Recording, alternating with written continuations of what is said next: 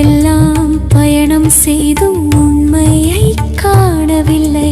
உண்மைக்காக அலைந்த நான் உன்னிடத்தில் வந்தேன் அம்மா. உறவோடு காப்பாற்றி உண்மை காட்ட வேண்டும் அம்மா. உலகம் உன் அன்புக்காக ஏங்கியே தவிக்குதம்மா.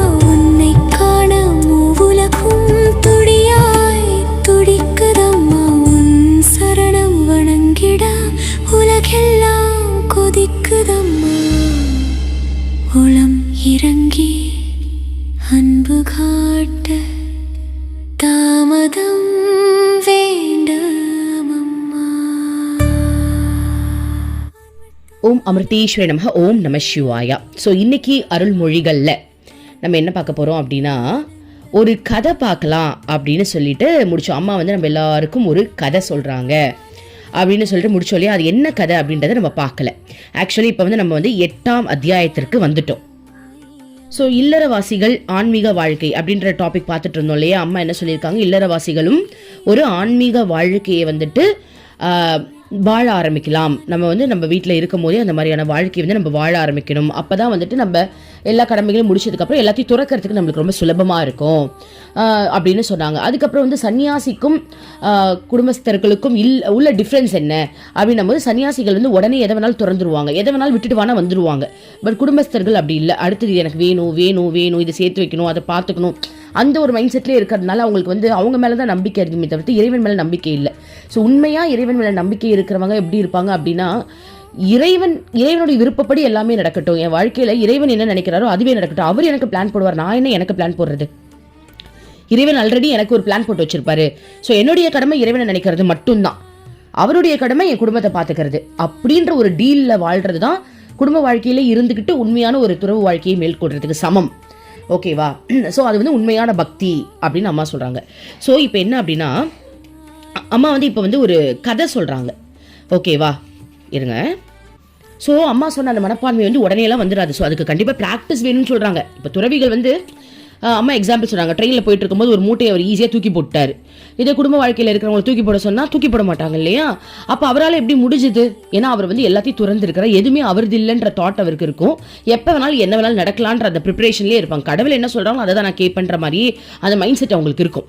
ஸோ அதே மாதிரியான ஒரு விஷயத்தை நம்ம குடும்பத்தில் இருக்கும் போதே நம்ம வந்து வளர்த்துக்கிட்டு வந்தோம் அப்படின்னா, நம்மளும் ஒரு ஸ்டேஜில் கடமைகள்லாம் முடிச்சுட்டு அந்த துறவு வாழ்க்கை வாழ்றது ரொம்ப சுலபமாக இருக்கும். திடீர்னு அது வராது இல்லையா. ஸோ வாழும் போதே அது ப்ராக்டிஸில் கொண்டு வரணும் அப்படின்றத அம்மா சொன்னாங்க இல்லையா.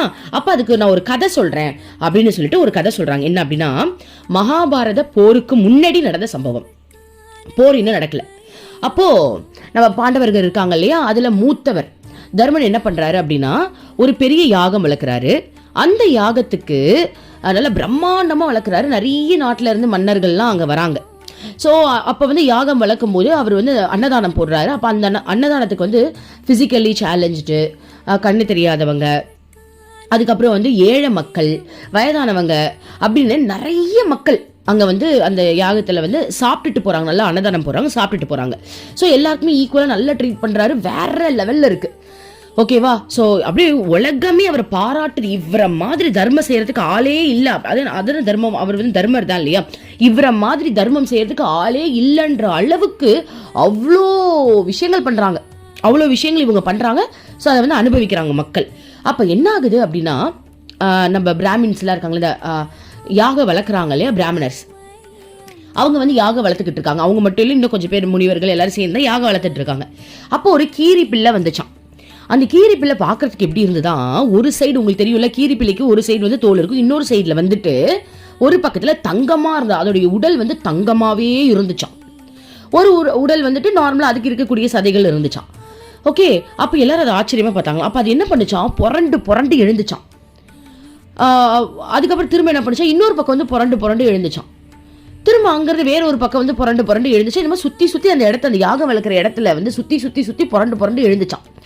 எல்லாரும் அதை வந்து ஏன் இது இப்படி பண்ணுதுன்னு சொல்லிட்டு பார்த்தாங்களாம். அப்போ கொஞ்ச நேரம் கழிச்சு அந்த கீரிபிள்ளை என்ன பண்ணிச்சான், இந்த யாகத்தில் குறை இருக்கு, நீங்கள் யாகம் ஒழுங்காக வளர்க்கல அப்படின்னு சொல்லிடுச்சான். யாகம்னா என்ன, இப்போ தர்மர் பண்ணுறாரு இல்லையா, எல்லாருக்கும் தானம் பண்ணுறது, தர்மம் பண்ணுறது, அது எல்லாத்தையும் சேர்த்து தான் சொல்கிறாங்க. யாகம்ன்றது அது வந்து வெறும் அந்த நெருப்பு மூட்டுறதை மட்டும் அவங்க சொல்லலை, மொத்தமாக தர்மர் பண்ணுறாரு இல்லையா இந்த யாகத்தில் குறை இருக்குன்ட்டார் அப்படின்னு அந்த கீரிப்பிள்ளை சொல்லிடுச்சான். உடனே அங்கே இருக்கிறவங்களுக்கு அந்த பிராமணருக்கெல்லாம் அவ்வளோ கோவம் வந்து, நாங்கள் ஒரு மந்திரம் கூட தப்பு இல்லாமல் நாங்கள் கரெக்டாக சொல்கிறோம், கடவுளை வந்து கரெக்டாக வழிபடுறோம், எவ்வளோ பார்த்து பார்த்து நாங்கள் பண்ணுறோம் தெரியுமா, ஒவ்வொரு விஷயமும் நீ எதை வச்சு இதை வந்து இப்படி நீ சொன்ன, எனக்கு இதுக்கு பதில் சொல்லு அப்படின்னு கேட்ட உடனே அதுக்கு வந்து கீரிப்பிள்ளை சொல்லிச்சான், என்னுடைய உடல் பார்த்தீங்கன்னா உங்களுக்கு தெரியும், ஒரு இடத்துல தங்கமாக இருக்குது, ஒரு இடத்துல நார்மலாக இருக்குது. இதுக்கு காரணம் என்ன அப்படின்னா, ஒரு பிராமண குடும்பம், அந்த குடும்பத்தில் கணவன் மனைவி மருமகள் மருமகன் எல்லாரும் இருக்காங்க. அப்போது அவங்க வந்து எப்படின்னா நல்லா செல்வ செழிப்போட வாழும் போதே ஒரு நாளைக்கு ஒரு வேளை தான் சாப்பிடணும் அப்படின்ற ஒரு விஷயத்த கொள்கையை எடுத்துக்கிட்டாங்களாம். ஓகேவா? ஸோ ஒரு நாளைக்கு ஒரு வேளை தான் சாப்பிடுவாங்களாம். அப்போது அந்த நாட்டில் வந்து பஞ்சம் வந்துதான். பஞ்சம் வரும்போது என்ன ஆச்சா, அவங்களுடைய சாப்பாடுக்கே சுத்தமாக வழி இல்லாமல் ஆயிடுச்சான். அப்போது அவங்க ஆல்ரெடி வந்து ஒரு நாளைக்கு ஒரு வேளை தான் சாப்பிடுவாங்க அப்படின்றதுனால அந்த பஞ்சம் வந்து அவங்கள பெருசாக பாதிக்கலை. ஆனாலும் பஞ்சம் வந்து வேற லெவலில் ரொம்ப மோசமான நிலைக்கு போயிடுச்சான். அதனால இவங்களுக்கு வந்து எப்படி சொல்ல, ஒரு 4 நாள் பட்னி கிடக்கிற மாதிரியான ஒரு சூழ்நிலை வந்துருச்சான். அப்போது என்ன பண்ணாங்க, ஏதோ கொஞ்சம் தானியம் மட்டும் அவங்களுக்கு கிடைச்சதான் ஒரு நாள். ஸோ அதை வச்சு என்ன பண்ணாங்க, மாவா இடிச்சு அதை அரைச்சி அதை வந்து ஒரு கொஞ்சம் கொஞ்சம் பிடிச்சி அதில் இருக்கிறத வந்து கொஞ்சம் சாப்பிட்றலாம் அப்படின்னு சொல்லிட்டு 4 பங்கா அதை பிரிச்சாங்க. அது என்ன ஒரு வாய் தான் வரும் அப்படி வச்சுக்கோங்க, ஆளுக்கு ஒரு வாய் வரும். ஸோ அது பரவாயில்ல, அது 4ஆக பிரித்து 4 பாகமாக வச்சுருந்தாங்களாம். கரெக்டாக அந்த நேரத்தில் ஒருத்தர் வீட்டுக்கு விருந்தாடியாக வராங்களாம். அதை பார்த்த உடனே இந்த பிராமணர் என்ன பண்ணாராம், வீட்டுக்கு வந்தவங்கள நம்ம உபதேசிக்கணும் அப்படின்னு சொல்லிட்டு அவரே வந்துட்டு உடம்பெல்லாம் தளர்ந்து போய் இது சாப்பிடல அப்படின்னா அவரோட உயிர் இப்போ போயிடும் அந்த தருணத்தில் இருக்காராம். இதை சாப்பிடல அப்படின்னா கன்ஃபார்மாக அவருடைய உயிர் போக போகுதுன்ற நிலைமையில இருக்கும்போது கூட வீட்டுக்கு விருந்தாடி வந்துட்டாங்களேன்னு சொல்லிட்டு அந்த சாப்பாடு எடுத்து அவங்க கிட்ட கொடுத்துட்டாங்களாம். அவரு பாருங்க என்ன பண்ணிருக்காரா, எனக்கு இன்னும் பசி அடங்கல, இன்னும் கொஞ்சம் வேணும்னு கேட்க தன்னுடைய மனைவி வந்து, இவர் வந்து மனைவி கிட்ட கேட்கல, அவர் என்ன பண்றதுன்னு தெரியாம ரொம்ப அவதிப்பட்டுட்டாரு. ஏன்னா இன்னொருத்தவங்க கிட்ட இவர் கேட்க முடியாது இல்லையா, அவரோட கொடுத்துட்டாரு. ஸோ என்ன பண்றதுன்னு தெரியாம தர்ம சங்கடமா இருக்கும்போது அவங்களுடைய மனைவி என்ன பண்ணாங்களாம், நான் என்னுடைய உருண்டையை கொடுக்குறேன்னு சொல்லிட்டு அவங்களுடைய உருண்டையை கொடுத்தாங்களாம். அதையும் சாப்பிட்டுட்டு பத்தலன்னு சொன்னாராம். உடனே வீட்டு மகன் வந்து கொடுத்தாங்களாம், அதையும் சாப்பிட்டுட்டு பத்தலன்னு சொன்னாங்களாம். அடுத்தது மருமகள் எல்லாருமே இப்ப கொடுத்துட்டாங்க.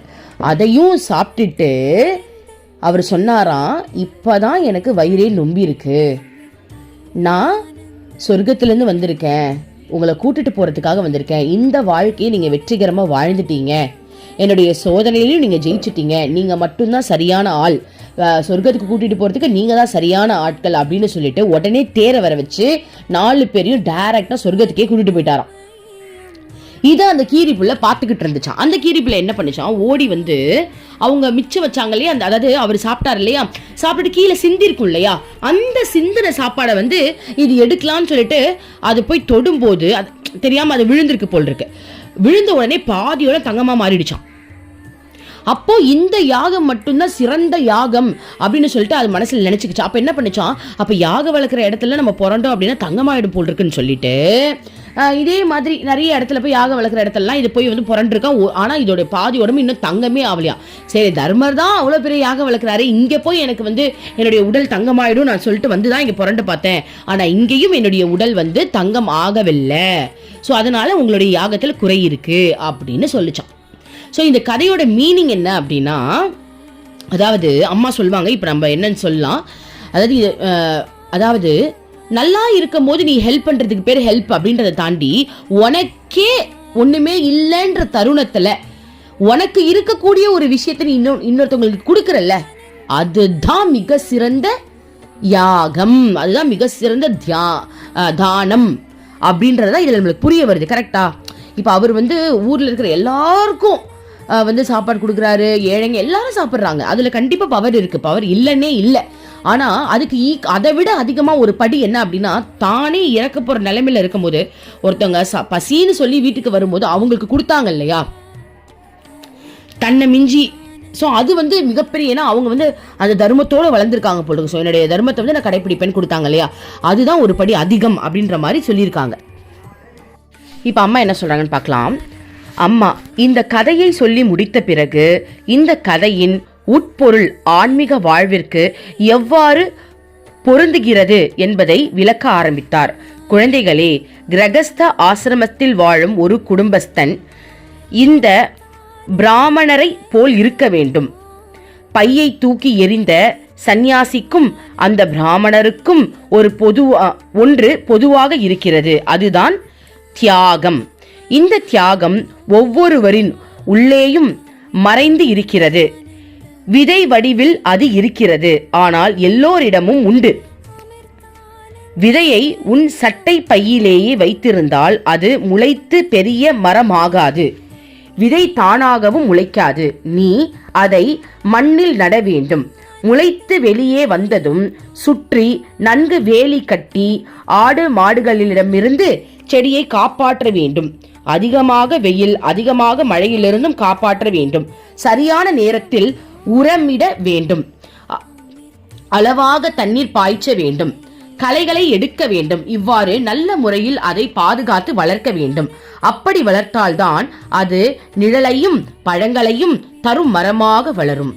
அளவில்லாத மலர்களை தரும். லட்சியத்தை அடைய வேண்டுமென்றால் இப்படிப்பட்ட முயற்சியும் உழைப்பும் வேண்டும். முனிவர்களும் மகான்களும் பொறுமையாக தொடர்ந்து கடுமையாக தவம் செய்தனர். அதன் விளைவாக தங்கள் லட்சியத்தை அடைந்தனர். நாளும் தளராத உறுதியோடும் விடாமுயற்சியோடும் அத்தகைய உழைப்பில் ஈடுபட வேண்டும். ஸ்ரீகிருஷ்ணர் ஒரு கிரகஸ்தர். அவருக்கு பல்வேறு பொறுப்புகள் இருந்தன. சரி, இதுக்கு முன்னாடி இதை பார்த்துருவோம். அதாவது அம்மா என்ன சொல்றாங்க அப்படின்னா, நம்ம எல்லாருக்குள்ளேயும் அந்த தியாகம் அப்படின்ற ஒரு விதை இருக்கான். ஏன்னா கடவுளுடைய படைப்பு தான் இல்லையா, நம்மளுக்கு எல்லா உணர்வுகளும் கடவுள் கொடுத்துதான் படைச்சிருக்காங்களாம்.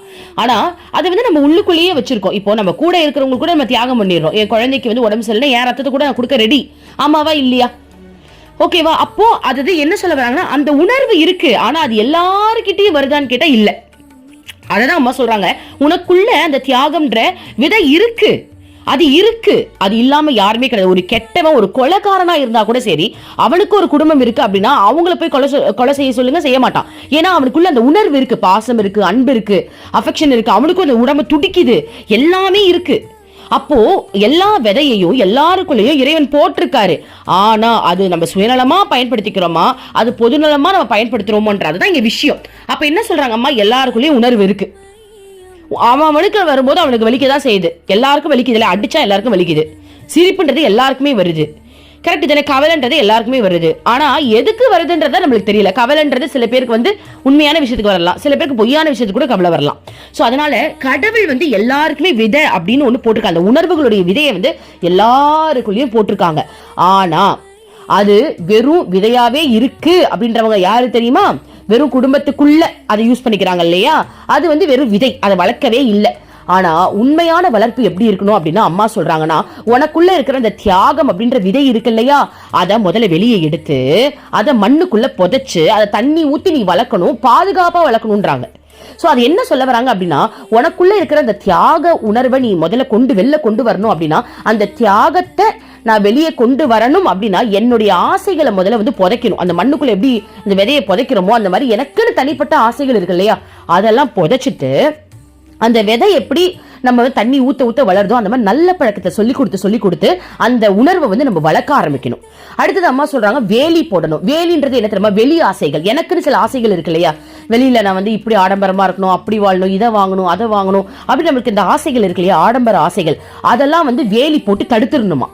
அடுத்தது சொன்னாங்க, தண்ணி கொஞ்சம் ஊத்தணும், அதுக்கப்புறம் வெயில் கொஞ்சமா தான் படணும், எல்லாமே லேசா இருக்கணும். அந்த மாதிரி இந்த உலக வாழ்க்கையில இருந்துகிட்டே எது நமக்கு தேவையோ அதை மட்டும் நம்ம யூஸ் பண்ணி. இப்ப எக்ஸாம்பிள், நீங்க ஒரு சொந்தக்காரங்க வீட்டுக்கு போறீங்க, அவங்களுக்கு நீங்க ஹெல்ப் பண்ணணும், இல்ல அவங்க உங்களுக்கு ஹெல்ப் பண்றாங்க அப்படின்னா பட்டும் படாம கொஞ்சமா தண்ணி ஊற்றணுன்றது, அதுதான் பட்டும் படாம ஓகே ஹெல்ப் பண்ணிட்டா முடிஞ்சிருச்சு. அதோட உறவை வளர்த்துக்கிட்டு அதை அதிகரிச்சுக்கிட்டு, இவங்க தான் எனக்கு எல்லாமே, இவங்க எனக்கு உதவி செஞ்சுட்டாங்க, இனிமேல் நான் இவங்களுக்காகவே வாழ போறேன், என் வீட்டுல இருக்கவங்க உதவி தள்ளிட்டு இவங்க எவ்வளவு பெரிய தியாகம் செஞ்சிருக்காங்க தெரியுமா, இதெல்லாம் தவறான ஒரு விஷயம், தவறான ஒரு உரிமை கொண்டாடுறது. அப்போ அதுதான் சொல்றாங்க, கொஞ்சமா தண்ணி ஊத்தணும், கொஞ்சமா வெயில் காட்டணும்ன்றது இதுதான். பட்டும் படாத ஒரு வாழ்க்கையை இந்த உலகத்தில் நம்ம வாழ்ந்துகிட்டு சரியான விதத்துல நம்ம வாழ்ந்துட்டோம் அப்படின்னா நமக்குள்ளுக்குள்ள போட்டிருக்க அந்த விதை பொதுவான மரமா, அதாவது நல்ல ஒரு பெரிய மரமா நம்மளுடைய மனித உடல் 4 பேருக்கு நல்லது தர அளவுக்கு நம்ம வளர்ந்துருவோம்னு சொல்றாங்க.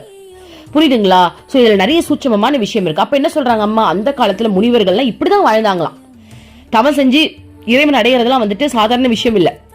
அவ்வளோ தியாகம் பண்ணியிருக்காங்க, அவ்வளோ விஷயத்த தியாகம் பண்ணியிருக்காங்க. சுயநலம் அப்படின்ற ஒரு விஷயத்த அடியோடு இழந்திருக்காங்க. அதுக்கப்புறம் அவங்களால கடவுளை அடைய முடிஞ்சுது. ஸோ அந்த வகையில் இப்போ அம்மா வந்து கிருஷ்ணரை பற்றி சொல்றாங்க. ஸ்ரீகிருஷ்ணர் ஒரு கிரகஸ்தர், குடும்ப வாழ்க்கையை வாழ்ந்த ஒருத்தர் அப்படின்னு அம்மா சொல்றாங்க. அவருக்கு பல்வேறு பொறுப்புகள் இருந்தன. ஸோ கிருஷ்ணருக்கு சும்மா 1-2 பொறுப்பு கிடையாது, குடும்ப வாழ்க்கையில இருந்திருக்காரு. அது சும்மா ஒரு பொன்னாடியை கட்டினாலே இங்க அவ்வளோ விஷயம் பண்ண வேண்டியது இருக்கும்.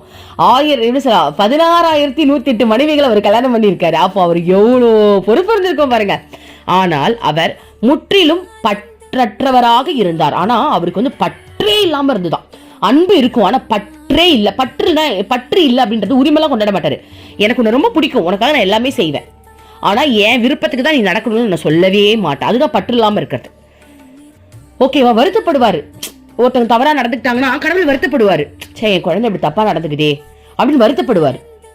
ஆனா அந்த இடத்துல பற்றோட போய் அவங்க கிட்ட போயிட்டு தெரியும் இல்லையா பற்றுனா, இப்ப நம்ம வந்து நம்ம குடும்பத்துல வச்சிருக்கிறது தான் பற்று. நீ இல்ல, நான் இல்ல, நான் இல்ல, நீ இல்ல, அது ஒரு மிகப்பெரிய பற்றுன்னு வச்சுக்கோங்களேன். அதெல்லாம் அவருக்கு எதுவுமே இல்லையாம். ஓகே, ஸ்ரீராமர் குடும்பஸ்தராக அரசராக இருந்தார். சோ ராமரை பத்தி சொல்றாங்க. தர்மத்தின் வடிவமாக அவர் விளங்கினார். சீதையின் தந்தையாகிய மன்னர் ஜனகரும் ஒரு குடும்பஸ்தர் தான். அதே நேரத்தில் அவர் ஒரு ஜீவன் முக்தராக வாழ்ந்தார்.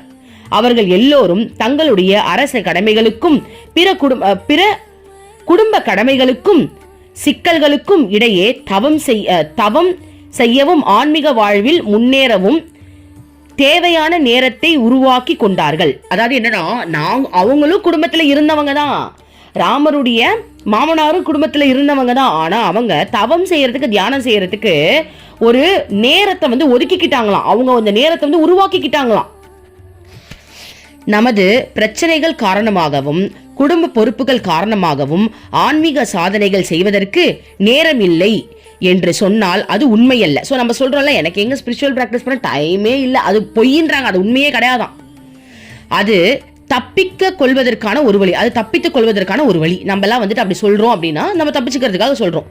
இதன் உண்மையான அர்த்தம் ஆன்மீக சாதனை செய்வதற்கு நமக்கு ஆர்வம் இல்லை என்பதுதான். சோ உனக்கு இன்ட்ரெஸ்ட் இல்லைன்னு சொல்லு, நேரம் இல்லைன்னு சொல்லல, அது பொய்.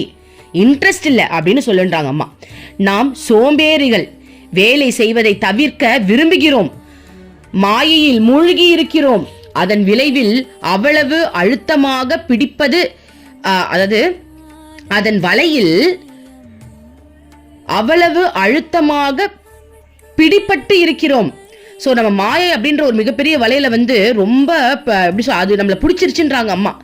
நம் உடம்பையும் நம்மை சுற்றி இருக்கும் புற உலகையும் விட மேலான அழியாத ஒன்று இருக்கிறது என்பதை உணர்ந்து கொள்ளாத நிலையில் இருக்கிறோம். சோ நம்மள சுத்தி இருக்கிறது தான் உண்மை. நம்மளை விட மேலா நான் அனுபவிக்கிற சுகத்தை விட வேற எங்க சுகம் இருக்கு அப்படின்னு உண்மையை விட்டுட்டு, உண்மையான சுகத்தை விட்டுட்டு பொய்யான சுகத்துக்கு ஆசைப்பட்டு இருக்கோமா. அதை காண்கிற கண்கள் நமக்கல்ல. சோ அதை விட புனிதமான ஒரு விஷயத்தை காண்கிற கண்கள் வந்து நமக்கு இல்லைன்றாங்க. அதை கேட்கிற காதுகளும் நமக்கு இல்லை. அதை பத்தி யாராவது சொல்றாங்க அப்படின்னா அதை கேட்கறதுக்கு நம்மளுக்கு காது இல்லையா. அதை உணரும் இதயம் நமக்கு இல்லை. சோ அதை உணரக்கூடிய ஒரு தன்மையான ஒரு இதயம் கூட உனக்கு இல்லை. உன்னை விட, அதாவது நீ அனுபவிக்கிறத விட மேலான ஒரு சுகம் இருக்கு அப்படின்னு சொன்னா நீ நம்புறியா? கேட்கவும் மாட்டிக்கிற, அதை பத்தி பார்க்கவும் மாட்டிக்கிற, அதை பத்தி பேசவும் மாட்டிக்கிற, இதயத்துல அதுக்கு நீ இடமே கொடுக்க மாட்டிக்கிற அப்படின்னு சொல்றாங்க. அப்போ இப்படிலாம் நீ இருக்கும்போது அப்போ உனக்கு ஸ்பிரிச்சுவல் பிராக்டிஸ் பண்றதுக்கு நேரம் இல்லை நீ சொல்ற அப்படின்னா, இருக்கிற நேரத்தை கூட நீ மிஸ் பண்ணிட்டு இருக்க. ஸோ உனக்கு வந்து அதுல இன்ட்ரெஸ்ட் இல்லை அப்படின்னு அம்மா சொல்றாங்க. நாம் கொஞ்சம் நாணயமானவர்களாகவும் உண்மையானவர்களாகவும் நம் தவறுகளை நாமே ஏற்றுக்கொள்பவர்களாகவும் இருந்தால் ஆன்மீக சாதனைகளில் ஈடுபடுவதற்கு நேரமில்லை என்று சொல்லுவதை விட ஆன்மீக காரியங்களில் எனக்கு விருப்பமில்லை என்பதை வெளிப்படையாக ஒப்புக்கொள்ளலாம். சோ அம்மா என்ன தெரியுமா, உனக்கு உண்மையாவே சூடு சரணன்னு ஒண்ணு இருந்தது, நீ உண்மையாவே நேர்மையானவனா நாணயமானவனா உண்மையானவனா இருந்த அப்படின்னா நேரம் இல்லைன்னு சொல்லாத. ஓகே, உண்மைய சொல்லு. எனக்கு ஆன்மீக விஷயங்களை செய்யறதுக்கு பிடிக்கல, விருப்பம் இல்லை அப்படின்னு வெளிப்படையா சொல்லிடு. நேரம் இல்லைன்னு யாரெல்லாம் சொல்றீங்களோ அவங்க எல்லாருக்கும் அம்மா சொல்றாங்க, ஆன்மீகம் எனக்கு ஸ்பிரிச்சுவல் பிராக்டிஸ்க்கு செய்ய நேரம் இல்லைன்னு யாரெல்லாம் சொல்றீங்களோ அம்மா என்ன சொல்றாங்கன்னா, நீ உண்மையாவே ஒரு நாணயமான ஒரு பர்சனா இருந்த அப்படின்னா, ஒரு உண்மையான ஒரு பர்சனா இருந்த அப்படின்னா, தயவு செஞ்சு உண்மையை ஒத்துக்கோ. உனக்கு இன்ட்ரெஸ்ட் இல்லைன்னு சொல்லிடு. புரியுதா? நேரம் இல்லைன்னு மட்டும் சொல்லிடாதன்றாங்க பாருங்க. அம்மா எப்படி சொல்றாங்க பாருங்க. ஓகேவா? ஏதாவது ஒன்றை செய்ய வேண்டும் என்று உண்மையான ஆர்வம் இருந்தால் அதற்குரிய நேரமும் சூழ்நிலையும் நிச்சயம் நமக்கு கிடைக்கும். விருப்பம் இருந்தால் அதன் பின்னால் காலமும் சூழலும் ஓடி வரும். பாருங்களேன், அம்மா சொல்ற சத்தியமான உண்மை. என்ன தெரியுமா சொல்றாங்க? உண்மையாவே உனக்கு ஸ்பிரிச்சுவல் பிராக்டிஸ் பண்ணணும்ன்ற எண்ணம் இருந்தது அப்படின்னா அதற்கான சூழ்நிலை அதுவா அமையும்னு சொல்லுவாங்க. இப்போ உண்மையா சொல்ல என்னோட லைஃப் எடுத்துக்கிட்டீங்க அப்படின்னா, ஸ்பிரிச்சுவல் பிராக்டிஸ் பண்றதுக்கு எனக்கு அவ்வளோ நேரம் இருக்கு, அவ்வளோ நேரம் கிடைக்குதுப்பா. உண்மையா சொல்றேன். அந்த சூழ்நிலையை எனக்கு அம்மா தான் அமைச்சு கொடுத்துருக்காங்க. எனக்குன்னு ஒரு ரூமு, காலையிலேயே பசங்க ஸ்கூலுக்கு போயிடும், நான் வீட்டில் இருக்கேன். இதுக்கு முன்னாடிலாம் ஒரு நாள் ஃபுல்லாக கவுன்சிலிங் பேசுவேன். இப்போ நான் பேசுறது இல்லை. ஏன் பேசுறது இல்லை அப்படின்னா, அம்மாவோட அருள்மொழிகளை தாண்டி கவுன்சிலிங் வேறு எதுவுமே இல்லைன்னு தெரிஞ்சிருச்சு. நம்ம டெய்லி அதை போட்டுட்டோம். அதுக்கப்புறம் நீங்கள் அதை கேட்டிங்கனாலே உங்களுக்கு ஆன்சர் கிடைச்சிட போகுது. அப்புறம் என்ன ஸ்பெஷலாக நான் வந்து கவுன்சிலிங் எடுக்கிறது? ஸோ அதை நம்ம விட்டாச்சு. முழுக்க நான் இதை படிக்கிறேன், யூடியூப்பில் போடுறேன், நீங்களும் அதை கேட்குறீங்க. அப்போ இதுலேயே நேரம் போயிடுதா. மீதி நேரம் ஃபுல்லாக நான் வந்து கிருஷ்ணாவோடையே வாழ்கிறது. அப்போது அம்மா வந்து என்னோட சூழ்நிலையை அமைச்சு கொடுக்குறாங்க. என்னை யாரும் டிஸ்டர்ப் பண்ணுறது கிடையாது. குடும்பத்தில் ஏதாவது வேறு விஷயம் இருந்தால் கூட அதில் வந்து நான் இல்லாத அளவுக்கு அதில் வந்து நான் வந்து போய் தான் பண்ணணுன்ற ஒரு சூழ்நிலையெல்லாம் எனக்கு அமைச்சே கொடுக்கல. அது அம்மாவே கரெக்ட் பண்ணிடுறாங்க. ஸோ நீ ஸ்பிரிச்சுவல் ப்ராக்டிஸ் பண்ணால் போதுன்ற சூழ்நிலையை அம்மா உருவாக்கி கொடுத்துருக்காங்க. பாருங்கள், எவ்வளோ பெரிய விஷயம் இல்லை? உலக வாழ்வில் ஈடுபட்டு கொண்டே ஒருவர் தன் ஆன்மீக வாழ்வை எப்படி மேற்கொள்வது என்பது பற்றி ஒரு பக்தர் கேட்டார். அம்மா, ஒருவர் வியாபாரத்தில் ஈடுபட்டிருக்கிறார், ஆன்மீக வாழ்வு நடத்துகிறார். அவருடைய குரு அவருடைய ஊருக்கு வருகிறார். அவரால் வியாபாரத்தை விட்டுவிட்டு குருவை பார்க்க வர முடியாது. அப்படிப்பட்ட நிலை ஏற்படும் போது அவர் என்ன செய்வது? வியாபாரம், குரு, இந்த இரண்டில் எதை தேர்ந்தெடுப்பது? அம்மா பதிலளித்தார். பாருங்களேன், ஆக்சுவலி இது ஃபுல்லா கேள்வி போல் இருக்கு. அம்மா கிட்ட கேட்குறாங்க. அதாவது, அம்மா, ஒருத்தர் வந்து பிஸ்னஸ் பண்ணிட்டு இருக்காருமா, தன்னுடைய குரு வந்து பார்க்கறதுக்கு வராங்க. ஆனால் பிஸ்னஸில் வந்து அவருக்கு வந்து லீவே கிடைக்கல, முக்கியமான சூழ்நிலை அமைஞ்சிருது, ஏதோ ஒரு மீட்டிங் அது இதுன்ட்டு. அப்போது அவங்களால குருவை பார்க்க முடியல இல்லையா? அப்போது அந்த சூழ்நிலையில் அவர் என்ன பண்ணுறதுன்னு கேட்குறாரு. இதுக்கு உங்களுக்கே பதில் தெரியும், நான் என்ன பதில் சொல்கிறது, அம்மா என்ன பதில் சொல்கிறது, நமக்கே தெரியும். அம்மா இத்தனை நாள் நம்மளை அப்படி தானே வளர்த்துருக்காங்க. நீங்கள் பதில் சொல்லுங்கள் பார்ப்போம். என்ன பதில் சொல்வீங்க? என்னது, பிஸ்னஸ்க்காக குருவை விடுவோமா? அப்போது பிஸ்னஸில் ஏற்படக்கூடிய அந்த ஆர்வத்தை குரு மேலே அவர் வச்சிருக்கணும். அப்போ குருவா பிசினஸான்னு வரும்போது எனக்கு குருன்னு சொல்லிடுவாங்களே. அப்போ ஆர்வம் வந்து அவருக்கு பிசினஸ் மேல இருக்கு, குரு மேல இல்ல. அதனாலதான் அந்த கேள்வியே வருது. கரெக்ட் தானே? அப்ப ஆர்வத்தை தூக்கி அவர் வந்து எது மேல வச்சிருக்காரு பாருங்க, பிசினஸ் மேல இருக்கு அவருக்கு ஆர்வம். அப்ப குருவை பார்க்க வராருன்னும் போது அவருக்கு ஆர்வம்லாம் பிசினஸ் மேல இருக்கிறதுனால. ஏன்னா உண்மையாவே இப்ப இப்படி வச்சுப்போம், பிசினஸ் நடந்துட்டு இருக்கு, தன்னுடைய பிள்ளைக்கு உடம்பு சரியில்லை, நீங்க ஹாஸ்பிட்டல் வரணும், நீங்க வந்து ரத்தம் கொடுக்கணும், இல்லைன்னா உங்க குழந்தையோட உயிருக்கே ஆபத்துன்னு சொல்லுங்க. பிசினஸ் ஆது மண்ணாங்கட்டி அது தூக்கி எரிஞ்சிட்டு ஓடுவாரா மாட்டாரா? ஓடுவார்ல. ஏன்? அங்க உயிரை வச்சிருக்காரு அந்த குழந்தைகிட்ட. அந்த மாதிரி குரு மேல உயிரை வச்சிருந்தா கூட அவர் ஓடி வந்திருப்பாரு. கேள்வியை பாருங்களேன் எப்படி கேட்கிறாங்கன்னு. நல்ல கேள்விதான். இதுக்கு அம்மா என்ன பதில் சொல்றாங்கன்னு பாப்போம். ஓகே, அம்மா பதிலளித்தார். மகனே, அந்த வியாபாரி ஒரு ஆன்மீகவாதி என்று சொல்கிறாய். அவர் எல்லாவற்றையும் குருவிடம் அர்ப்பணித்து விட்டாரா? இது அவரிடம் கேட்கப்பட வேண்டிய கேள்வி. சில வியாபாரிகள் இருக்கிறார்கள், அவர்கள் வியாபாரத்தை விட்டுவிட்டு ஆன்மீக வாழ்வை மேற்கொள்ள விரும்பினால் கூட குரு அவர்களை அந்த வியாபாரத்தை ஆன்மீக சாதனையாக செய்யும்படி கூறலாம். அப்படிப்பட்ட சந்தர்ப்பமாக இருந்தால் அவர் தன் கடையிலேயே இருந்து வியாபாரத்தை கவனிக்க வேண்டும். அதாவது என்ன சொல்றாங்கன்னா, இப்போ சில குரு வந்துட்டு இந்த மாதிரி நான் ஆன்மீக வாழ்க்கையில விருப்பமா இருக்கேன், நான் பிசினஸ் பண்ணிட்டு இருக்கேன் குருவே, ஆனா எனக்கு ஆன்மீக வாழ்க்கை தான் விருப்பம்னு சொன்னா குரு என்ன பண்ணுவாங்க அப்படின்னா, அந்த பிசினஸையே ஆன்மீக வாழ்க்கையை எப்படி வாழ்றதுன்னு சொல்லி கொடுப்பாங்களாம். உன்னுடைய பிசினஸை கூட நீ அதை ஆன்மீகத்துல இருந்து, அதாவது ஆன்மீக எண்ணத்தோட அந்த பிசினஸ் செய்யறதுக்கு உனக்கு உதவி செய்வாங்களாம். ஓகேவா? அந்த கடையிலேயே இருந்து ஆன்மீக வாழ்க்கையை வாழ்றதுக்கு குரு வந்து நம்மளுக்கு சொல்லி தருவாங்களாம். குரு அவரை தொடர்ந்து அந்த வியாபாரத்தை கவனிக்க சொல்லி இருந்தால் அந்த வியாபாரம் குருவின் வேலையே, அது அந்த சாதகருடைய வேலை அல்ல, குருவினுடைய வேலை. அந்த சாதகர் கவனித்துக் கொள்கிறார், அவ்வளவுதான். நல்லா கவனிச்சுக்கோங்கடா. இப்போ குரு கிட்ட வந்து நான் பிசினஸ் பண்ணிட்டு இருக்கேன் குருவே, எனக்கு ஆன்மீகத்தில் நிறைய ஈடுபாடு இருக்குன்னு ஒருத்தவங்க சொல்றாங்க. ஓகே, அப்ப அம்மா சொல்றாங்க, செல்லம் நீ பண்ணு, அம்மா பாத்துக்கிறேன் அப்படின்னு சொல்றாங்க. அப்படின்னா அந்த பிசினஸே குருவோட கையில போயிடுமா. குரு வந்து நான் எப்ப வந்து நீ இந்த பிசினஸ பாத்துக்கன்னு ஒரு விஷயம் சொல்றாங்களோ அப்போ அம்மாவே அந்த பிசினஸ்ல இறங்கி எல்லா வேலையும் அவங்க செய்வாங்களாம். உனக்கும் அந்த பிசினஸ்க்கு சம்பந்தமே கிடையாது, நீ வெறும் கருவி தானா. அப்போ இப்ப நம்மள எடுத்துப்போம், நம்ம கிட்ட அம்மா வந்து ஒரு விஷயத்த பாத்துக்கிறேன்னு சொல்லிட்டாங்கன்னு வச்சுக்கோங்க. இப்ப எக்ஸாம்பிள், ஒரு தடவை நான் ஆசிரமத்துக்கு போகும்போது என் பையனை வந்து அம்மா சொல்றாங்க நான் பாத்துக்கிறேன். நாங்க அப்ப என்ன அர்த்தம், நீ பாத்துக்கல, உனக்குள்ள இருந்து நான் பாத்துப்பேன், என்னை எப்படி வேணாலும் நான் பாத்துப்பேன்னு அர்த்தம். அதேதான் அம்மா சொல்றாங்க. இப்ப நீங்க போறீங்க, அம்மா என் பிள்ளைக்கு கல்யாணம் வேணுமா, கல்யாணம் நடக்கணும் அப்படின்னு கேக்குறீங்க. அம்மா சொல்றாங்க நான் பாத்துக்கிறேன் அப்படின்னு ஒரு வார்த்தை சொல்லிட்டாங்கன்னா நீ எந்த செயல் செஞ்சாலும் அதை நீ செய்யலையா. உனக்குள்ள இருந்து குரு தான் அந்த இடத்துக்கு போக வைக்கிறாங்க, இந்த இடத்துல இதை பார்க்க வைக்கிறாங்க, திருமண மண்டபத்தை புக் பண்றாங்க, அது எல்லாமே அம்மா பார்த்துப்பாங்கன்றது தான் அர்த்தம். ஸோ இதில் அதை தான் சொல்றாங்க, ஒரு குரு வந்து உன் பிசினஸை நீ பார்த்துக்கோ அப்படின்னு ஒருத்தவங்க ஒரு குருவே வாயை திறந்து அதை சொல்றாங்க. அப்படின்னா அந்த பிசினஸ்ல நடக்கக்கூடிய அனைத்து விஷயங்களையுமே குரு தான் பார்த்துக்கிறாங்களோ அதை நீ பார்த்துக்கலன்னு அம்மா சொல்றாங்க பாருங்க. அது அந்த சத்குருடைய வேலை பாருங்களேன். சாரி இருங்க, அது அந்த சாதகருடைய வேலை அல்ல, குருவினுடைய வேலையை அந்த சாதகர் கவனித்துக் கொள்கிறார், அவ்வளவுதான்.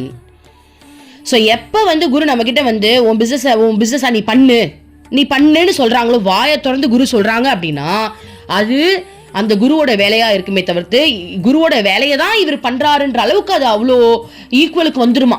ஸோ நீ ஒன்றுமே பண்ணலை. இப்போ எப்படி நம்ம குடும்பத்தில் இருந்தால் கூட அம்மா வந்து உன் குடும்பத்தை நான் பார்த்துக்கிறேன்னு சொன்னால் அம்மாவுடைய குடும்பத்தை நம்ம சும்மா பார்த்துக்கிட்டு இருக்கோம், அம்மா கிட்ட நம்ம வேலை செய்கிறோம், அப்படி வந்துருமா அது. அப்போ என்ன அர்த்தம், அவங்க எல்லாத்தையும் பார்த்துக்கிறேன்னு சொல்கிறாங்கன்னு தானே அர்த்தம். ஓகே, அடுத்தது பார்க்கலாம்.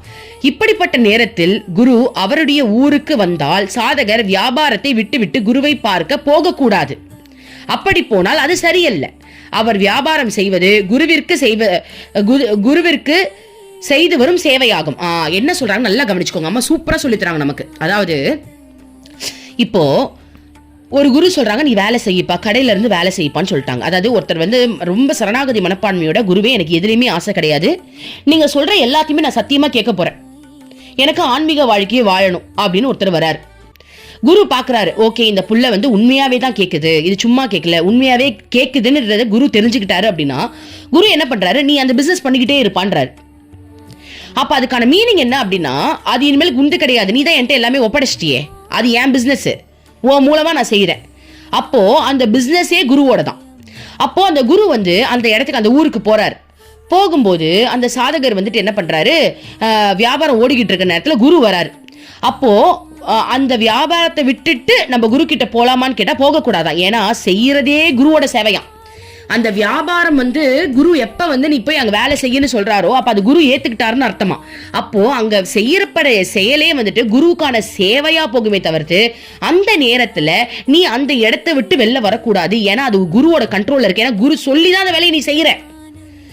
சப்போஸ் குரு சொல்லாம அது உண்டுன்ற தன்மையில நீ அந்த பிசினஸ் நடத்தின அப்படின்னா அந்த நேரத்தில் நீ குருவை ஓடி போய் பார்க்கலாம், அது அடுத்தது. அது அம்மா என்ன சொல்லல. பட் என்ன சொல்றாங்கன்னா இப்போ நீ வரக்கூடாது, அங்கேயே இரு. ஏன் அப்படின்னா நீ ஆல்ரெடி உன்னை ஒப்படைச்சிட்ட, குரு தான் அந்த இடத்துல உன்னை வேலை பார்க்க சொல்லியிருக்காங்க. அப்போ இந்த வேலை குருவோட வேலையை நீ பார்த்துக்கணும். இந்த எக்ஸாம்பிளோட சொல்லலாம். இப்போ ஆசிரமத்தில் பிரம்மச்சாரிகள் எடுத்துக்கோங்க. அம்மா வந்து ஒரு காலேஜ் இந்த மாதிரி இதெல்லாம் கட்டுறாங்க இல்லையா, அப்போ வந்து ஒவ்வொரு பிரம்மச்சாரியும் இன்சார்ஜா போட்டுருவாங்க. இப்போ அங்கே இருக்கிற பிரம்மச்சாரிகள் நிறைய பேர் வந்து காலேஜில் டிபார்ட்மெண்ட்டோட ஹெச்ஓடியா இருப்பாங்க, சில பேர் வந்துட்டு கிளாஸ் இருக்க லெக்சரராக இருப்பாங்க, சில பேர் வந்துட்டு ஃபுட் டிபார்ட்மெண்ட் இன்சார்ஜாக இருப்பாங்க. அம்மாவுடைய சின்ன வயசுலேருந்து அம்மா கூட இருக்கக்கூடிய பிரம்மச்சாரிகள் இருக்காங்களே ஷாமினிஸ், அவங்க எல்லாருமே வந்துட்டு ஒவ்வொரு இதில் டிபார்ட்மெண்ட்டில் ஹெட்டாக அம்மா போட்டுடுறாங்க, அவங்க இன்சார்ஜ். அப்போது அது அவங்களோடது கிடையாது, அம்மாவோடது அவங்க டியூட்டி செய்கிறாங்க. இப்போ எக்ஸாம்பிள், ஒரு காலேஜில் அம்மாவுடைய பிரம்மச்சாரி வேலை செஞ்சுட்டு இருக்காங்கன்னு வச்சுப்போம். இப்போ அம்மா வந்து அந்த காலேஜ்க்கு எல்லாருக்கும் தரிசனம் கொடுக்கறதுக்காக வராங்க. ஒரு பெரிய பந்தல் போட்டு எல்லாரையும் வர வச்சுட்டாங்க. இப்போ இந்த நேரத்தில் அங்கே வேலை செஞ்சுட்டு இருக்க பிரம்மச்சாரி அம்மா வந்திருக்காங்கன்னு சொல்லிட்டு எல்லா வேலையும் விட்டுட்டு வருவாங்களா, இல்ல அம்மா வந்திருக்காங்க, நம்ம வீட்டுக்கு வந்திருக்காங்க, அதனால இங்க இருந்து நம்ம இந்த வேலையை செய்யணும், நம்மளும் ஓடி போயிட்டா அம்மாவுடைய வேலையை யாரு செய்வா அப்படின்னு அந்த இடத்துல நின்று அந்த ஃபுட் டிபார்ட்மெண்ட் அவங்க பார்த்துப்பாங்களா? ஏன்னா அம்மாவுக்கு தரிசனம் பார்க்க வரவங்க எல்லாருக்கும் இவங்க தான் சாப்பாடு போடணும், இவங்க தான் அம்மாவையே பார்த்துக்கணும். அப்போ விட்டுட்டு வருவாங்களா? இது அம்மாவோடது அப்படின்னும் போது என்ன எண்ணம் வந்துடும், அவங்களுக்கு செய்ய வேண்டிய சேவைன்ற எண்ணம் வரதுனால விட்டுட்டுலாம் வர முடியாது. ஆனா இதுவே அவங்க தனிப்பட்ட முறையில் ஒரு கடை வச்சிருக்காங்கன்னு வச்சுப்போமே, அப்ப என்ன பண்ணுவாங்க, அம்மா வந்துட்டாங்கன்னா ஓடி வருவாங்க. கரெக்டா? இது செய்யறதே அம்மாவுடைய வேலை தான். அம்மா இந்த இடத்துல வந்திருக்காங்க அப்படின்னா அவங்களுக்கு தான் அங்க வேலை அதிகமா இருக்கும். ஏன்னா அம்மா வந்திருக்காங்க. அப்போ அம்மா வந்திருக்காங்க, இந்த வேலையை நான் விட்டுட்டுலாம் போக முடியாது. அம்மா வந்திருக்காங்க அப்படின்னா நிறைய பக்தர்கள் இங்க வருவாங்க. நான் ஃபுட் டிபார்ட்மெண்ட்ல இன்சார்ஜா இருக்கேன் அப்படின்னா அந்த அவங்களுக்குலாம் சாப்பாடு போட வேண்டியது என் பொறுப்பு. இதை விட்டு நான் அப்படி போறது, இதுதான் அம்மாவுக்கு செய்ய வேண்டிய மிகப்பெரிய சேவை. புரியுதுங்களா? அந்த இணக்கத்தை சொல்றாங்க பாருங்க அம்மா, எப்படிப்பட்ட ஒரு புரிதலை சொல்றாங்க பாருங்க. இப்ப அடுத்தது என்ன சொல்றாங்கன்னு பாப்போம். இன்னொரு படிக்கிற பாருங்க. அவர் வியாபாரம் செய்வது குருவிற்கு செய்து வரும் சேவையாகும். எனவே அங்கேயே இருந்து வியாபாரம் செய்வது அவருடைய சாதனையின் ஒரு பகுதியே. சோ குரு ஒரு விஷயத்தை நீ பண்ணுன்னு சொல்லி அவங்க பண்றாங்க அப்படின்னா அது குருவுடைய வேலையா மாறுறதுனால நீ குருவுக்கு சேவை செய்யறதுக்கு சமமாயிடும்ன்றாங்க. குரு விரும்புவது அதை தான், குருவும் அதை தான் ஆசைப்படுறாங்க, இதை தான் விரும்புறாங்களாம். ஓகேவா? அப்படிப்பட்டவர் வேலை செய்யும் போது குருவை இடைவிடாமல் நினைத்து கொண்டே இருக்க வேண்டும். ஓகேவா? சோ அப்படி அவங்க அந்த பிசினஸ் பண்ணும்போது குருவை விட்டுட்டுலாம் பண்ணக்கூடாது. குருவை மனசுல எந்நேரமும் நினைச்சுக்கிட்டே பிசினஸ் பண்ணுமா. அப்போ ஒவ்வொரு விஷயத்துலயும் அவங்க ப்ராஃபிட்ல, சார் இப்ப ஏதாவது ஒரு பிசினஸ் வருது, ஒரு டீல் வருது அப்படின்னா அந்த டீல்ல கூட குருவை நினைச்சுக்கிட்டே, குருவே இந்த டீல் வருது, இது உங்களுடைய விருப்பப்படி வருதுன்னு நினைக்கிற, தயவுசு நீங்க தான் பாத்துக்கணும், உங்களை நினைச்சுக்கிட்டே நான் சைன் போடுறேன் அப்படின்னு அந்த குருவை நினைச்சுக்கிட்டே ஒவ்வொரு விஷயமும் அவர் பண்ணணுமா. அவர் மனம் எப்போதும் குருவை சுற்றியே வலம் வந்து கொண்டிருக்க வேண்டும். சோ அந்த பிசினஸ்ல அவர் இருந்தாலும் எந்நேரமும் குருவை நினைச்சுக்கிட்டே இருக்கணுமா. ஓகேவா? இது நம்மளோட கம்பேர் பண்ணுங்க. நம்மளுக்கும் இதே தான். அம்மா வந்து நம்ம குடும்பத்தை பாத்துக்கிறேன் அப்படின்னு ஒரு வார்த்தை சொல்லிட்டாங்கன்னு வச்சுக்கோங்களேன், அதான் நம்ம வந்து அந்த குடும்பத்தை பாத்துக்கிறது நம்ம பாத்துக்கிறது கிடையாது, அம்மாவுடைய குடும்பத்துக்கு நம்ம சேவை செய்யறோன்ற அளவுக்கு அது வந்துருச்சுன்னு அர்த்தம். அப்போ அந்த குடும்பத்துல நம்ம செய்ய வேண்டிய ஒவ்வொரு விஷயமும் அம்மாவுக்கே சேவை செய்யற மாதிரி. அப்ப அம்மாவை நினைச்சுக்கிட்டே மனசு அம்மா கிட்ட சுத்திக்கிட்டே அந்த விஷயத்த நம்ம செய்யணும்னு அம்மா நம்மளுக்கு சொல்லி தராங்க பாருங்க. அடுத்தது, ஆனால் குருவின் மீது அவருக்கு இருக்கும் மன ஒருமைப்பாடு மிகவும் ஆழ்ந்து குருவின் மீது அவருடைய பக்தியின் மீது வலிமையாகி அதிலேயே அவர் மூழ்கிவிட்டால் அந்த நிலையில் அவரால் வெளியே வேலைகள் எதையும் செய்ய முடியாது. அதாவது என்ன சொல்றாங்கன்னா, இப்போ இவர் வந்து பிசினஸ் பண்ணிட்டே இருக்கும் போது ஒரு வேலை செஞ்சுக்கிட்டே இருக்காரு. ஆனா குருவை நினைச்சு நினைச்சு நினைச்சு நினைச்சு குரு கிட்ட மனசு ஆழமா ஒன்றிடுச்சு அப்படின்னா அந்த வேலையை விட்டு அவரால் வெளில வரவே முடியாது, வேற எந்த வேலையையும் அவரால் செய்யவே முடியாதுன்றாங்க. வெளி வேலைகள் பழுத்த பழம் மரத்திலிருந்து தானே விழுந்து விடுவது போல அவரிடம் இருந்து தானே நின்றுவிடும். வெளி வேலைகள், அதாவது இந்த வேலையை தவிர்த்து வேற எந்த வேலையுமே அவரால் செய்ய முடியாது. இருங்கடா, இப்ப நான் எக்ஸாம்பிள் சொல்றேன், இப்பதான் என் மைண்ட்ல ஸ்ட்ரைக் ஆச்சு. அதாவது நான் இதுக்கு முன்னாடி லா ஆஃப் அட்ராக்ஷன் சேனல் வச்சிருந்தேன், அது என்னோட வேலைன்னு வச்சிருந்தேன். அம்மா கிட்ட வந்த உடனே அம்மாவை பத்தி உபதேசங்கள் நம்ம போட ஆரம்பிச்சிட்டோமா. அப்போ அம்மா கிட்ட நம்ம முழுகுறோம், முழுக முழுக முழுக முழுக என்னால அந்த லா ஆஃப் அட்ராக்ஷன் பண்ணவே முடியல, என்னால முடியல. அம்மா ஒரு டைம் என்கிட்ட நம்ம சொன்னா, நீ உன் வேலையை போய் பாரு அப்படின்னு சொன்னா, என் வேலை என்ன, இதுக்கு முன்னாடி பண்ணிட்டு இருந்த லா ஆஃப் அட்ராக்ஷன், அதை தான் சொல்றாங்கன்னு வச்சுப்போம். அதை சொல்லலை, பட் ஒரு எக்ஸாம்பிளுக்கு ஓகே அப்படி வச்சுப்போம். என்னால செய்ய முடிஞ்சுதா? முடியல. நான் என்ன சொல்லிட்டேன், என்னால முடியல. என்ன பண்ண சொல்றோம்? இது 555 மெத்தட் பண்ணுங்க, உங்களுக்கு அது நடக்கும். அதெல்லாம் இப்ப எனக்கு வரல. கடவுளை நினைங்க, அது கடவுளோட வாழ், அதுக்கு தானே பூமிக்கு வந்திருக்கேன், எதுக்கு இதெல்லாம் ஆசைப்படுற அளவுக்கு வந்துருச்சு. இதுக்கு முன்னாடி உங்களுக்கு என்ன ஆசை இருக்கு சொல்லுங்க, இதை பண்ணுங்க, உங்களுக்கு நடந்துரும். இப்போ ஆசையே அம்மா தான், ஆசையே கிருஷ்ணா தான் அப்படின்னு வந்ததுக்கு அப்புறம் என் வாயில எப்படி இன்னொருத்தவங்களோட ஆசையை நிறைவேற்றுறதுக்கான விஷயங்கள் இது பண்ணுங்க அது பண்ணுங்க என் வாயில எப்படி வரும்? என்னால அது பண்ண முடியல. சோ அதுதான் அம்மா சொல்றாங்க, குரு கிட்ட ஒருத்தவங்க முழுகி போயிட்டாங்க அப்படின்னா வெளி வேலைகள் அவருக்கு பண்ணணும்ன்ற விருப்பமே வராதான். புரியுதுங்களா? அவங்க சொன்ன சேவையை தவிர்த்து வேற விஷயங்களை பண்றதுக்கான ஒரு விருப்பம் இவங்களுக்கு வரவே வராதுன்றாங்க. இவையெல்லாம் அந்த சாதகருக்கு குருவிடம் ஏற்படுகின்ற சரணாகதியின் அளவை பொறுத்தது. சோ எவ்வளவு சரணாகதி இருக்கிறாங்களோ அந்த அளவுக்கு தான் அவங்களால அதெல்லாம் பண்ண முடியும். சிலர் எவ்வளவுதான் முக்கிய வேலை இருந்தாலும் குரு தன் ஊருக்கு வந்தால் அனைத்தையும் விட்டுவிட்டு குருவை பார்க்க சென்று விடுவார்கள். அப்படிப்பட்டவர்களை குருவிடம் கொண்டுள்ள நம்பிக்கை காப்பாற்றும்.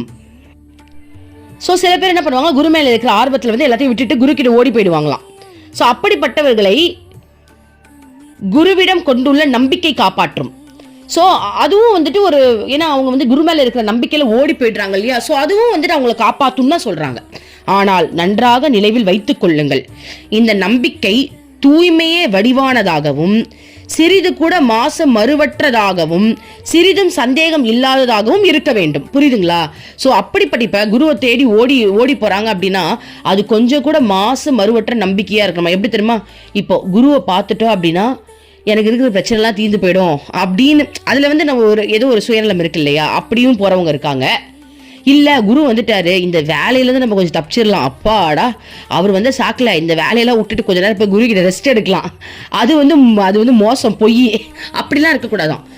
தூய்மையான பக்தியாக இருக்கணும். தூய்மைன்னா நம்ம யாரை கம்பேர் பண்ணலாம், அம்மாவையே கம்பேர் பண்ணலாம்.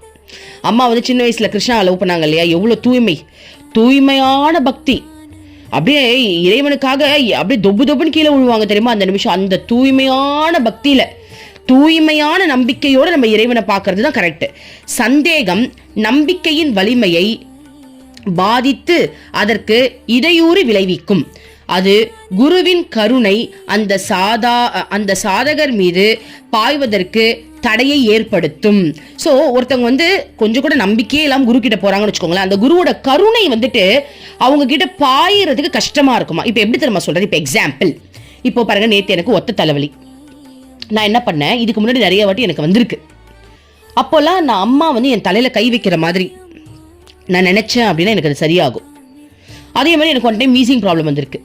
அம்மா கிட்ட போய் தர்ஷனம் வாங்கிட்டேன் அப்படின்னா அந்த ப்ராப்ளம் எனக்கு சரியாயிடும்ன்ற என் நம்பிக்கை உண்மையாவே அம்மா பார்த்த உடனே எனக்கு அது போயிடுச்சு. ஓகேவா. அதே மாதிரி ஒத்த தலைவலி வரும்போதெல்லாம் அம்மா என் வெத்தியில கை வைக்கிறமா நான் நினைக்கும் போது எனக்கு அது சரியாயிருக்கு. ஆனா ஒரு ஸ்டேஜில் ஒரு பய உணர்வு, நம்ம அம்மா கிட்ட வந்து எதுவும் கேட்கக்கூடாது, ஒருவேளை நம்ம இது கேட்குறோமோ இது வந்து ஒரு சுயநலம் ஆயிடுமோ அப்படின்ற ஒரு பயம். சில நேரங்களில் வந்துட்டு அம்மா வந்து நம்மளுக்கு பாடம் சொல்லி கொடுக்க தானே வந்திருக்காங்க, நம்மளை எவ்வளோ நாளைக்கு தான் குணப்படுத்திக்கிட்டே இருப்பாங்க அப்படின்ற ஒரு தாட்டு, அந்த நம்பிக்கையெல்லாம் தாண்டி ஒரு கேள்வி நம்மளுக்குள்ள வந்துருது இல்லை, ஏதோ ஒரு குழப்பம், ஏதோ ஒரு கேள்வி, இது மாதிரி உங்களுக்கும் வந்திருக்கும். நம்ம கேட்கறதே தப்போ, கேட்கலாமா கேட்கக்கூடாதா. ஸோ இந்த மாதிரி சில சந்தேகங்கள் அதெல்லாம் வரும்போது அவங்க உண்மையாவே நம்மளுக்கு குணப்படுத்தணுன்ற எண்ணம் தானே அம்மாக்கு இருக்கும். இப்போ நம்ம கேட்கறத விடுங்க, அவங்களுக்கு என்ன தாட் இருக்கும், அவங்களுக்கு இருக்கிற தாட்டே என்னவா இருக்கும், நம்ம குழந்தைக்கு தலைவலிக்குது அவளை நம்ம சரிப்படுத்தணுன்றது தான் அவங்களோட தாட்டாவே இருக்கும். சரி, இந்த மாதிரி சில நினைப்பாங்க. சில பேர் எப்படி நினைப்பாங்க அப்படின்னா, அம்மாவுக்கு உண்மையாவே சக்தி இருக்கா என்ன அப்படின்னா, நேற்று ஒருத்தர் வந்தாரு, அவரு கூட தான் உடம்பு சரியில்லாம வந்தாரு, அவரு கூட தான் சரி பண்ணியிருக்கணும். அப்போ இது அப்பப்போ வேலை செய்யுது போல் இருக்கு, அம்மாவுக்கு பவர் வந்து அப்பப்போ வேலை செய்யுது போல, அப்பப்போ ஒர்க் ஆகல போல அப்படின்னு நினைச்சிட்டோம் அப்படின்னா, அம்மா இப்போ நம்மளை சரி பண்ணணும்னு விருப்பப்பட்டு நம்ம கூட நிற்கும் போது நம்மளுக்கு ஒரு சந்தேகம் இருக்கு.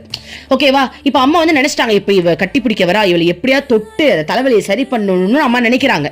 ஆனால் என் மனசுல என்ன ஓடுது, அம்மாவுக்கு வந்து சக்தி அப்பப்பதான் வேலை செய்யும் போல் இருக்கு, இது ஒரிஜினலான்னு தெரில, அம்மாவும் நம்மள மாதிரி தானே இருக்காங்கன்னு ஒரு நம்பிக்கை இன்மை, அந்த நம்பிக்கை குறைவு வந்துருச்சு அப்படின்னா, அம்மா எனக்கு செய்யணும்னு ஆசைப்பட்ட அந்த விஷயம் அவங்க ரெடியா தான் இருக்காங்க, ஆனா என்னுடைய நம்பிக்கை இன்மை என்ன பண்ணுது அப்படின்னா, அந்த அருள் என்கிட்ட வந்து சேர்றதுக்கு என்னுடைய அந்த எண்ணம் வந்து தடையா இருக்கு.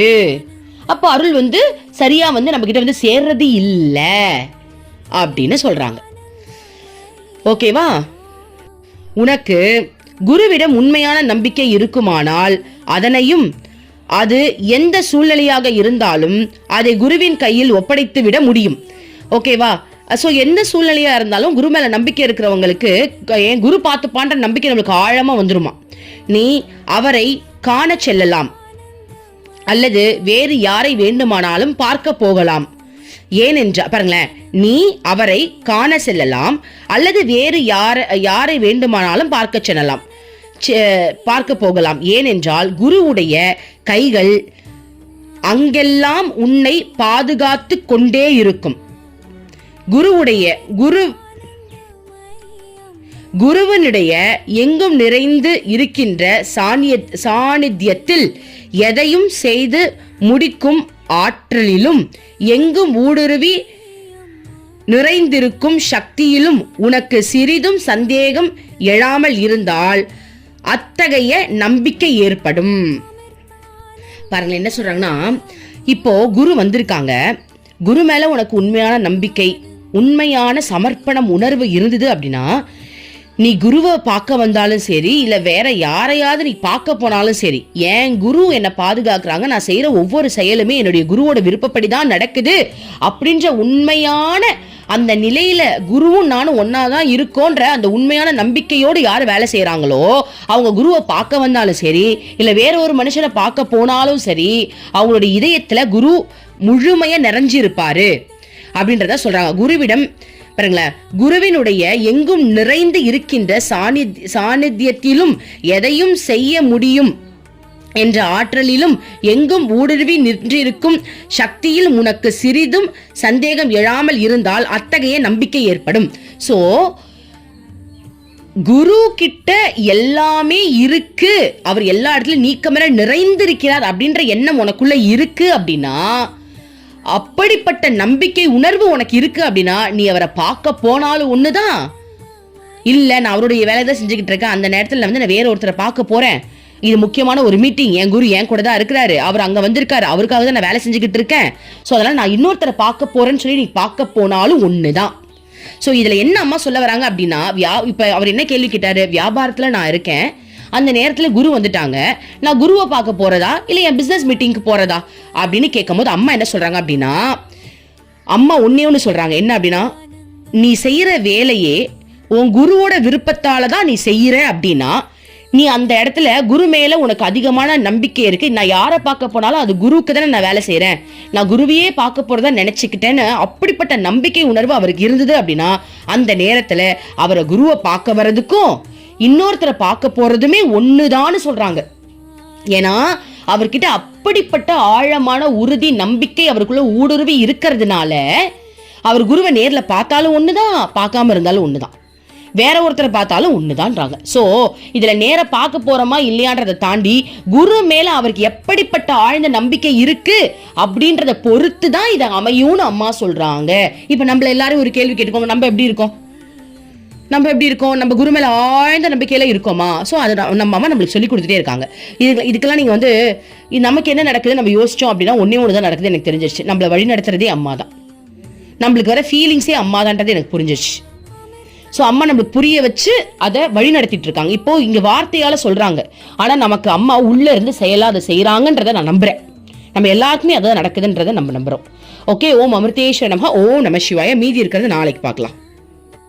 மனமே உனக்கு சொந்தம், ஒருவரும் இல்லை என்ற உண்மையை ஒரு நாளும் நீ மறந்திடாதே.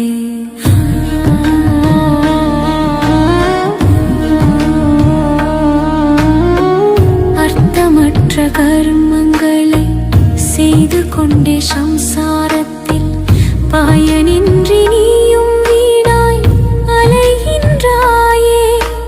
காயமது மாயமதனை சவம் என்று உணர்ந்து கொண்டு சத்தியத்தை அறிந்திட நாம் வழி தேடுவோம்.